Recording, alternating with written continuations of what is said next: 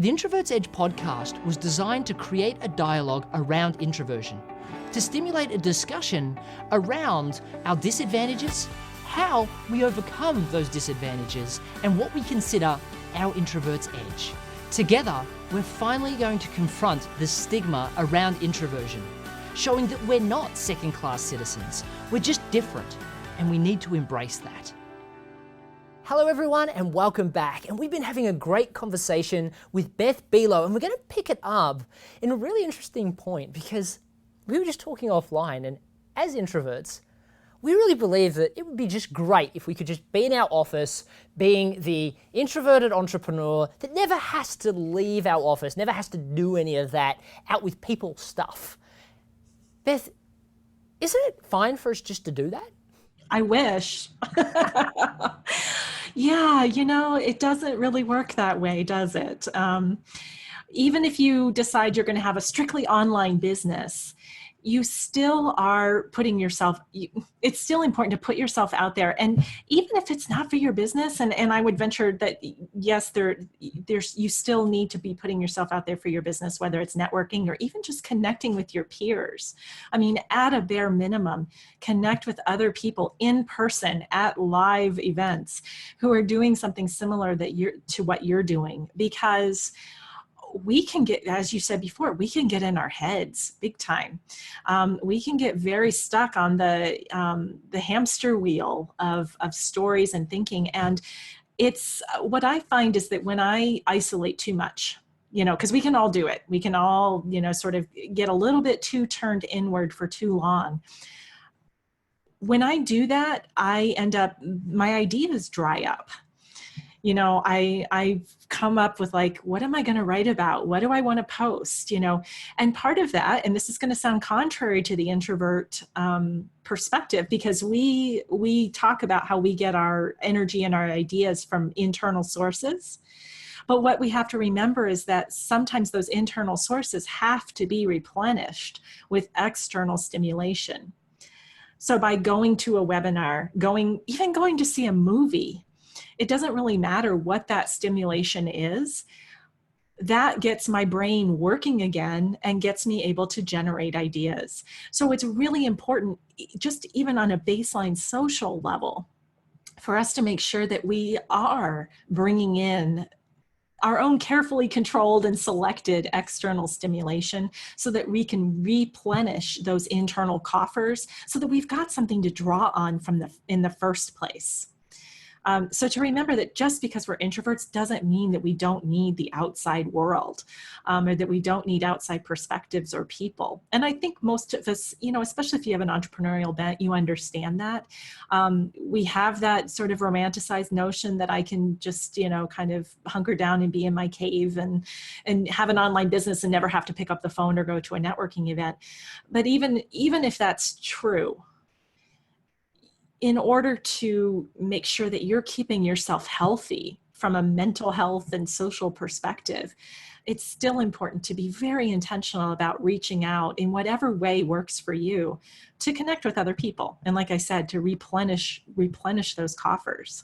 I think that a lot of us kind of get stuck into that. I know myself, I get focused on projects and I will disappear down the rabbit hole of that project for a week, 2 weeks, and then I'll get stuck on something. And I won't be able to find a solution to that problem. And all of a sudden a light bulb comes on. When was the last time I left the house? I go to the gym and I do all of those things, and I can do all of that in the house. And there can be, the problem of being an introverted entrepreneur is we really never have to leave the house.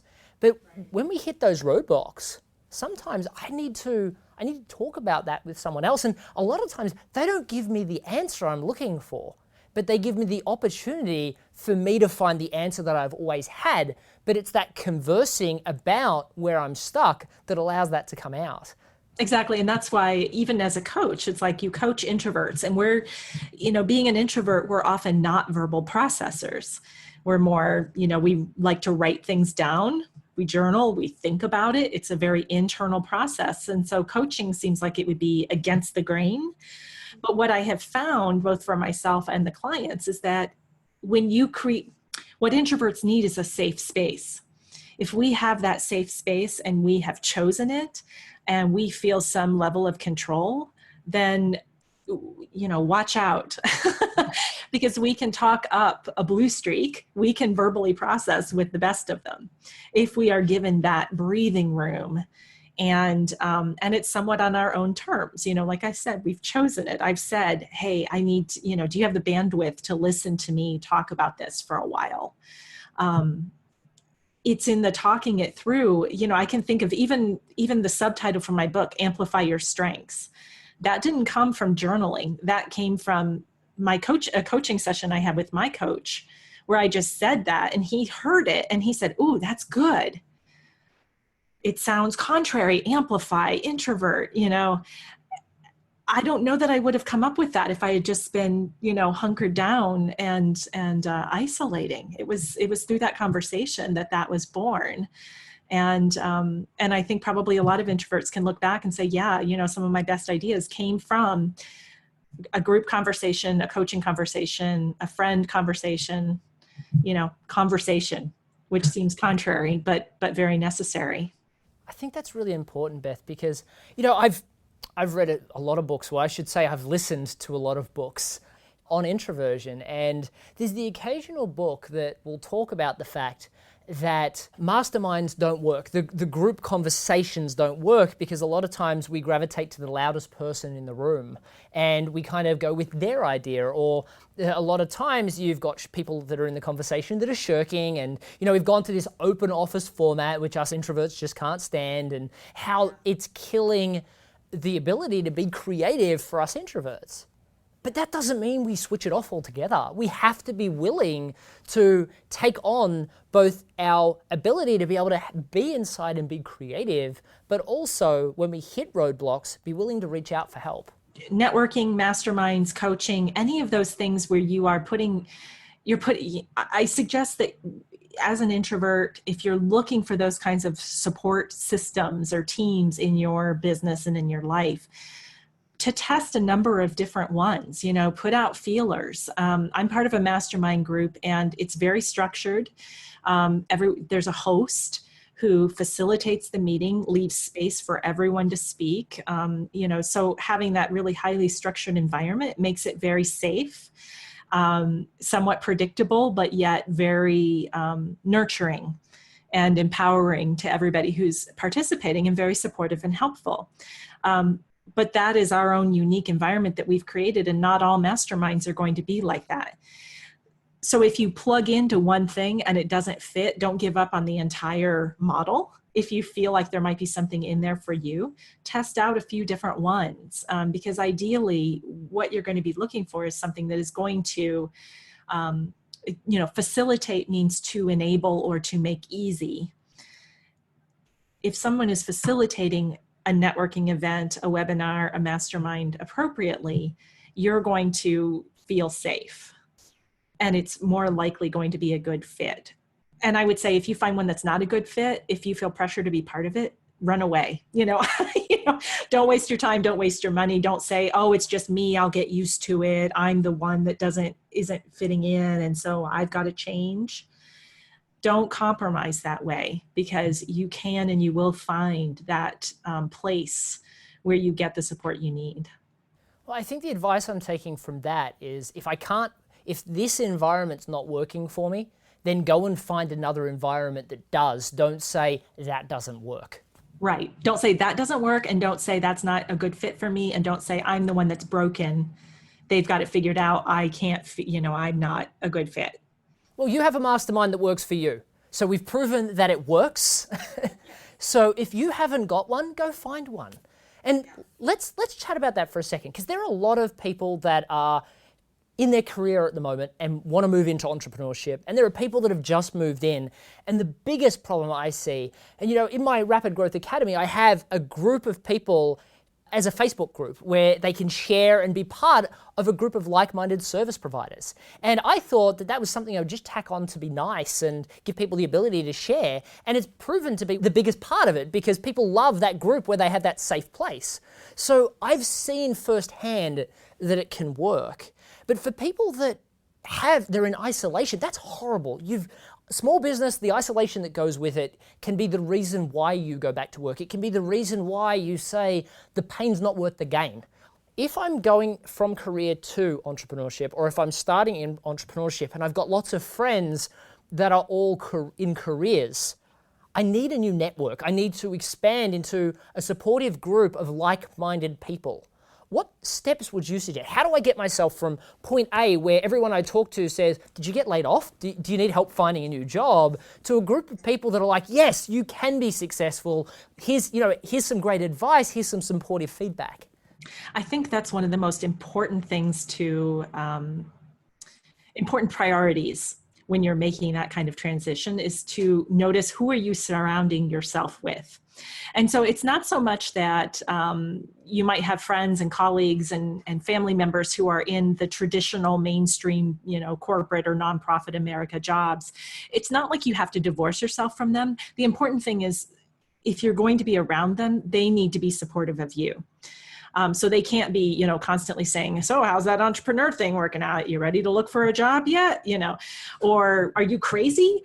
You might, it's kind of, you might find out who your real friends are, which sounds a little mean, but you'll find out who are the ones that really support you and want you to be happy and pursue your dreams.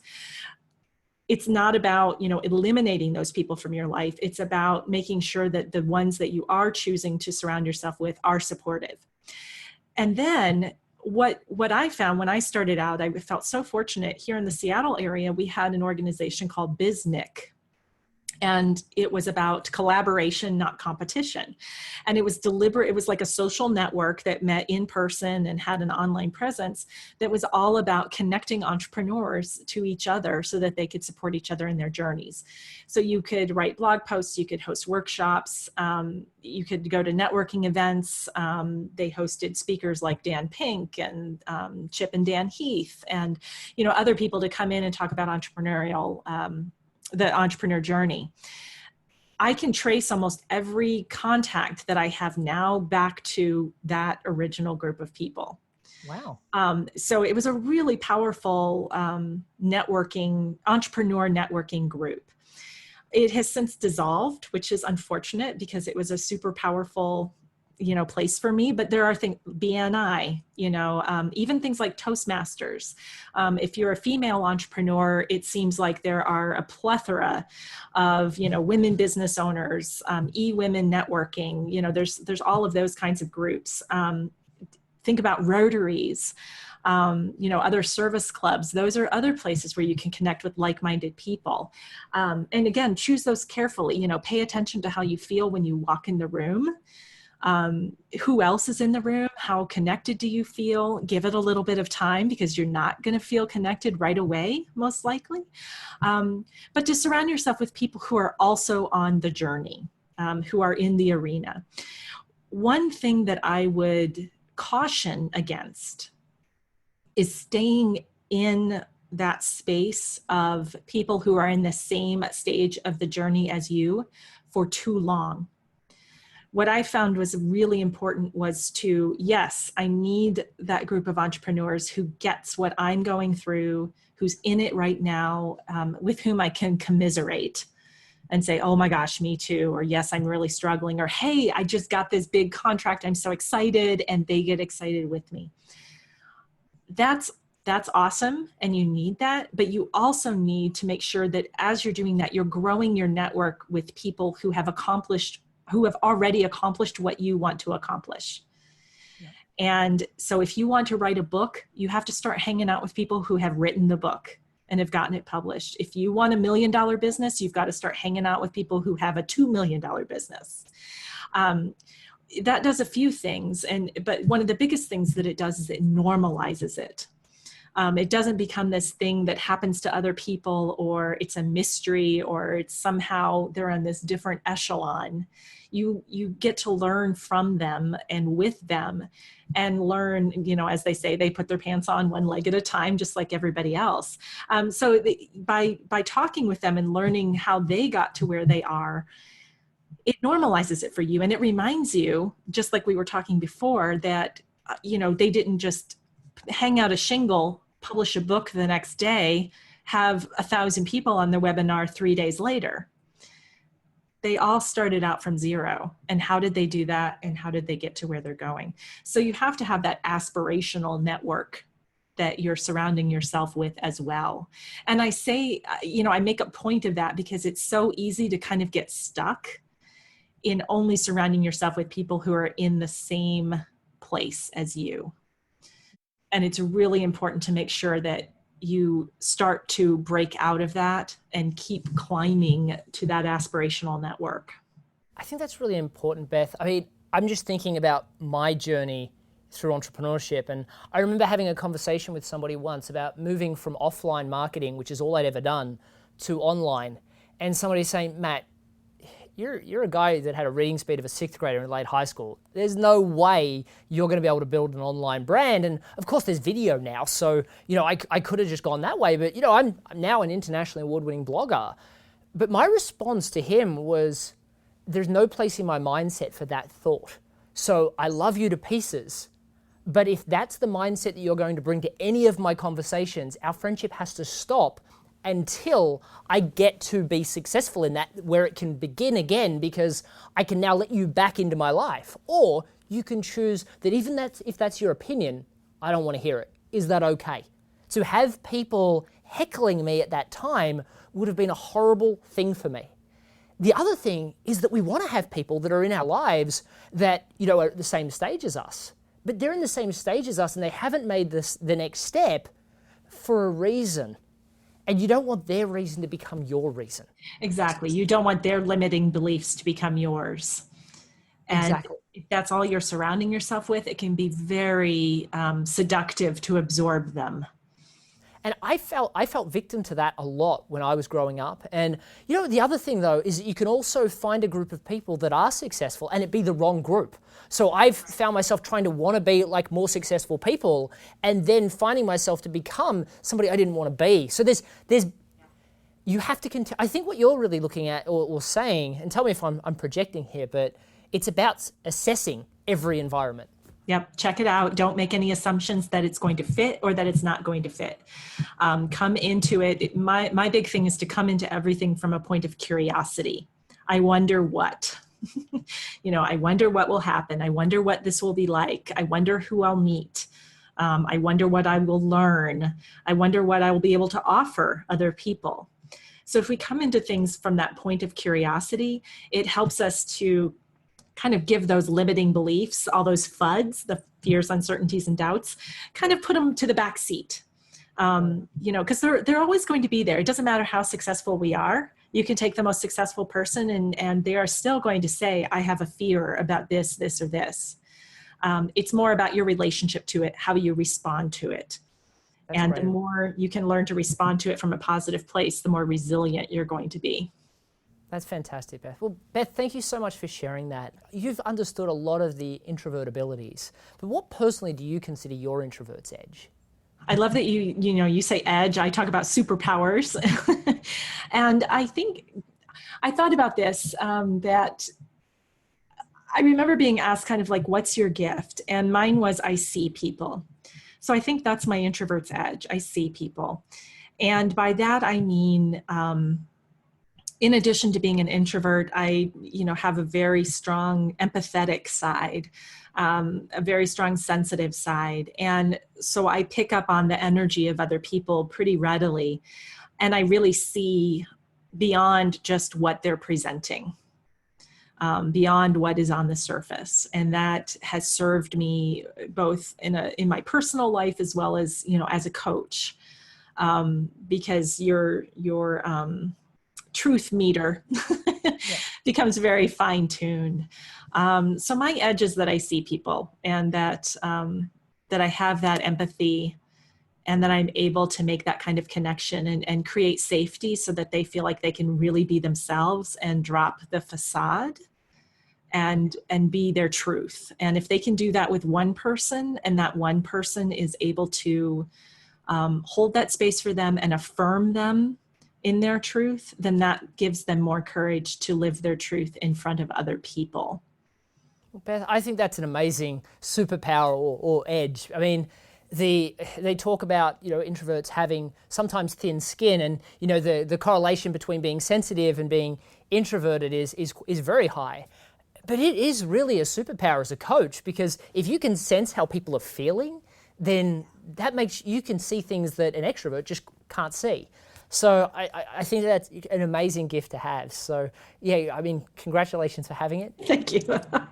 And I really appreciate everything you've shared. You've shared a huge amount of value here today. So thank you so much for that. Thank you. It was a pleasure. I enjoyed the conversation.